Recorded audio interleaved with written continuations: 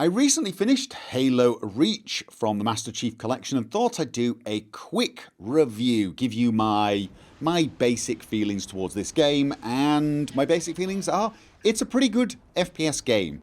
It's reasonably solid. The story is adequate, the cutscenes are reasonably good actually, it was quite engaging, and the gunplay was, in general, pretty solid. Nothing stands out about the gunplay. It's not like a Doom 2016 sort of game. It's a fairly dated FPS in that regards, but most of the basics are there. If you've played a lot of FPS games, you're going to feel right at home playing this game, with a few minor exceptions. For example, you can only have 2 weapons. Lots of FPS games do that, so again, not massively different, but if you're looking for a Doom-esque experience where you just pick up tons and tons of weapons and then keep them for the rest of the game, this game's a little different. You can only ever carry 2 weapons, and you will be constantly dropping your current weapon and picking up a new one, because although you might find a weapon that's your favourite, once it runs out of ammo, there's actually no point keeping it. You don't find ammo packs to refill your weapons, you find more weapons that have ammo for that weapon. So once your weapon's gone, you might as well ditch it, pick up a new weapon, and when you finally find another weapon with the same ammo, it'll have a weapon attached to it. The ammo comes with its own weapon. So you'll be changing your weapons constantly, and that's actually pretty good because there are lots of different types of enemies and they do require slightly different tactics. You know, sometimes you will actually drop weapons you utterly adore because you're facing enemies where there are just some better enemies. A classic example of this is shielded enemies. The plasma pistol is absolutely brilliant for stripping the shields, and luckily those things drop all over the place. So if you come across enemies like that, you can quickly switch one of your weapons to that sort of a weapon. You'll get used to playing like that if you are more of a Doom style FPS game. The sound was okay mostly, but there were several times where in a cutscene I just didn't feel like there was any background sound or music. It was all very muted.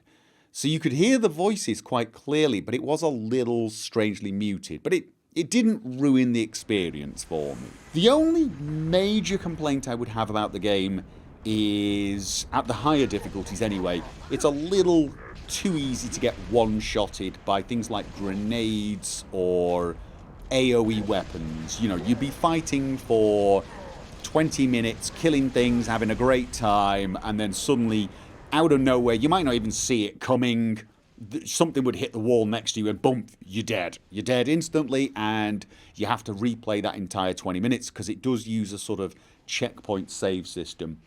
It was a little aggressive for my liking, but, you know, it is what it is. You find ways around it.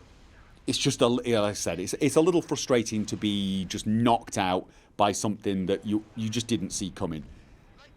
The other thing I would say is, if you're thinking of playing this game, don't be afraid of changing your armor upgrade. I started out a little reluctant to change my armor power very often because the first armor power you get is sprint.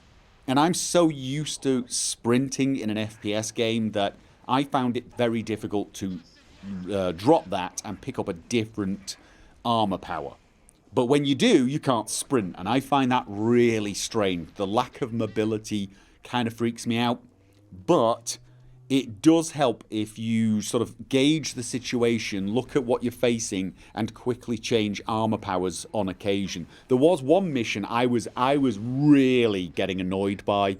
I may have attempted it 50 times, maybe more, and I kept dying to this one random, well, it wasn't one, but it was always one of those grenades or AoE effects that would just one-shot me, and it was getting really, really annoying, and I eventually got the mission done by switching to an armor power that was a stealth field, and I just ran past everything, clicked on the button I was supposed to click on, and it just went to the cutscene, so I skipped the entire fight, which works. And there are plenty of other powers that can be useful. The jetpack is tons of fun. That was the one I used quite a lot as well. Sprint and jetpack, but don't be afraid of the things like lock armor. I didn't really enjoy the shield one that much, or the decoy. Did use them a few times, but generally speaking, just didn't quite gel with my playstyle. However, whatever your playstyle is, don't be afraid of experimenting. And that's it basically. It's a pretty solid FPS. I enjoyed playing it. I'm looking forward to the next few games to be released as part of the Master Chief Collection. And considering, it's only one part of a many part series, it felt like I got my money's worth. If you're an FPS fan, you're probably going to enjoy this. If you've not played the Halo series because you didn't have the correct console and you just want to go back for a bit of old school FPS, that is, as I've said, just all round a solid experience. This is actually a pretty good choice.